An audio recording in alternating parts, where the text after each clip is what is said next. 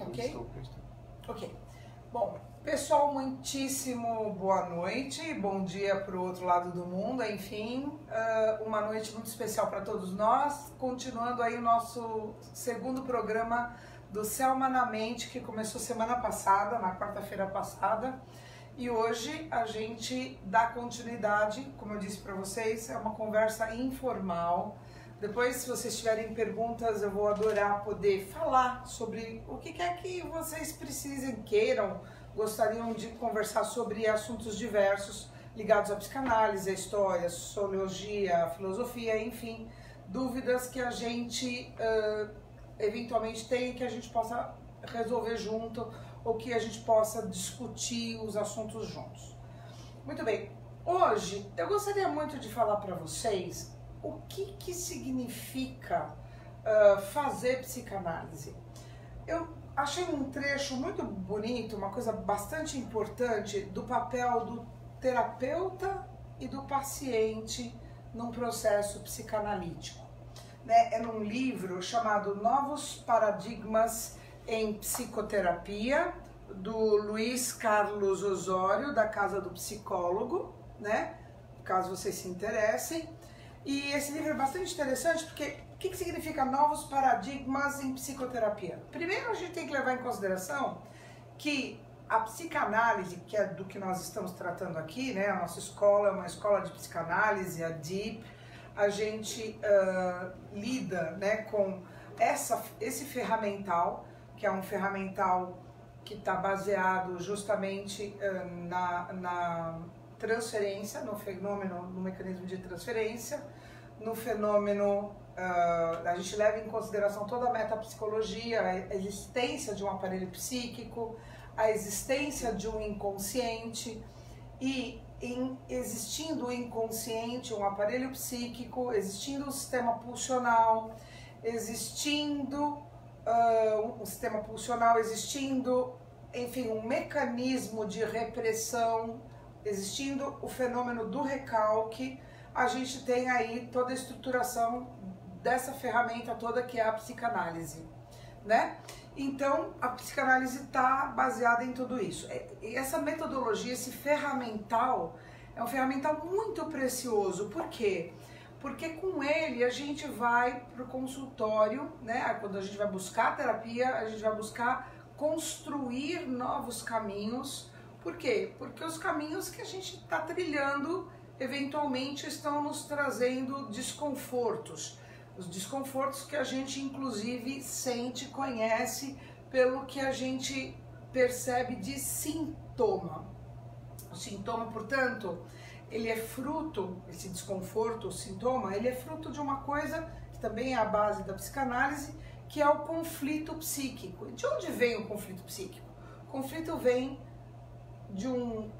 justamente de um embate do desejo que eu tenho e que eu não aceito que tenho por toda uma contingência social, por causa da minha estruturação do meu eu, do meu ego, a gente vai chamar o eu de ego, né? Em alemão, Ich, né? Então o ego, que é em latim, corresponde ao eu, ao Ich em alemão, que é eu também.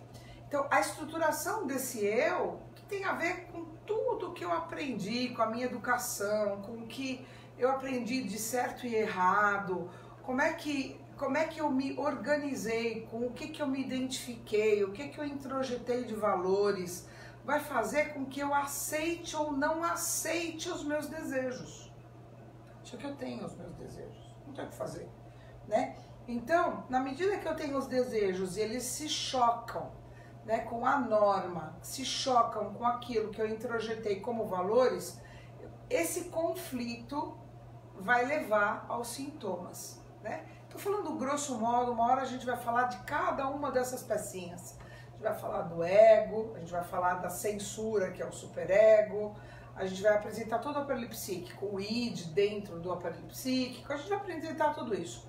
Hoje eu quero mostrar o que é o processo terapêutico, né? O que eu vou fazer dentro de um consultório. Então, quando eu vou lá, normalmente eu tô com um sintoma, alguma coisa que me incomoda, e eu preciso justamente entender o que está se chocando com a realidade, que desejo que está aparecendo, está se chocando com a realidade, qual é a frustração, qual que é a contrariedade, que eu não estou dando conta, que está me levando a uma situação patológica, que está me levando a sintomas.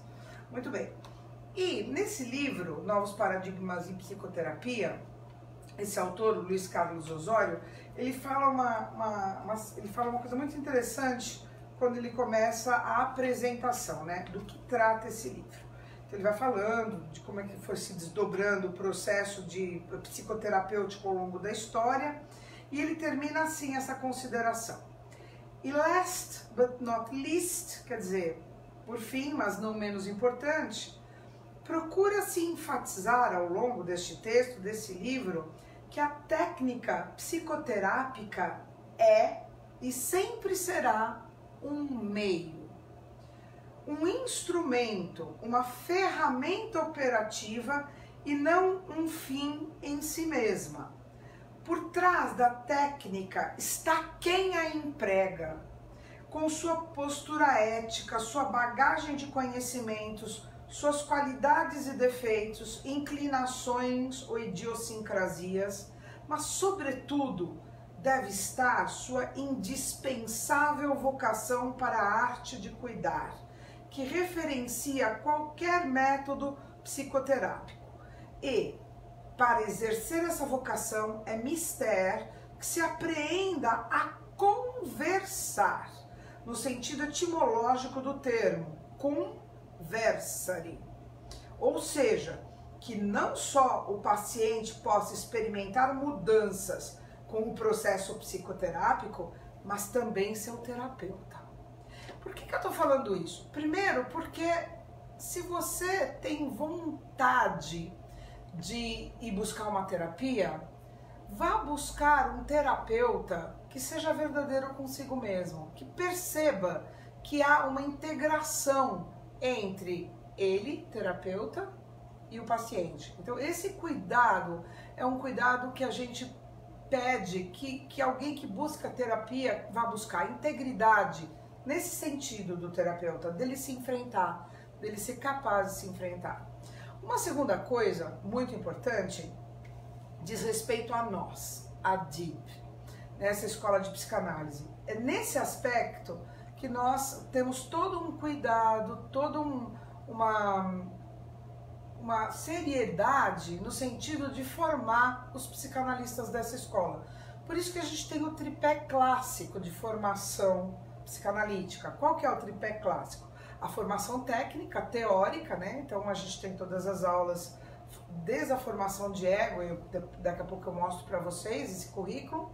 A gente tem esse enfrentamento que é fundamental para formar um grande terapeuta, que é a análise, o processo terapêutico pelo qual o futuro terapeuta tem que passar, para que ele encontre dentro dele mesmo as suas próprias dores, os seus próprios pontos que são difíceis de serem tratados, para poder avançar com uma outra pessoa, com o seu paciente. E por fim, a supervisão. A supervisão, ele tem que atender sob supervisão, para que justamente ele possa aprender com alguém que tenha mais, digamos assim, mais experiência, o caminho terapêutico, né, que ele vai seguir com o paciente dele.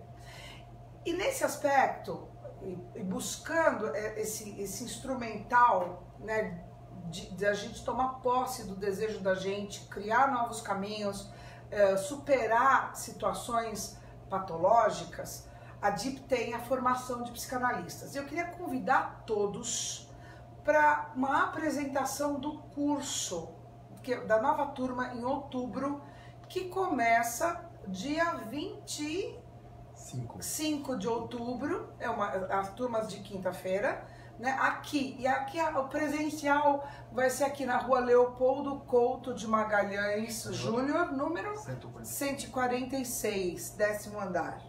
Eu convido todos presencialmente, só se inscrevam, né, no nosso Facebook, Selma Patovilla, para que a gente saiba quanto bolo a gente vai comprar para a gente poder tomar um café junto aqui e pensar todo esse caminho psicanalítico, né, que é o que rege esta escola. E quem não puder vir presencialmente, assista online, né, na nossa página Selma Patovilla. Então fica aí um convite para amanhã, para que vocês venham conhecer esses caminhos, né, da nossa escola, da DIP, para a nossa turma, da nova turma que vai começar agora em outubro, nessa provocação toda. Uma ótima noite para todos e até semana que vem.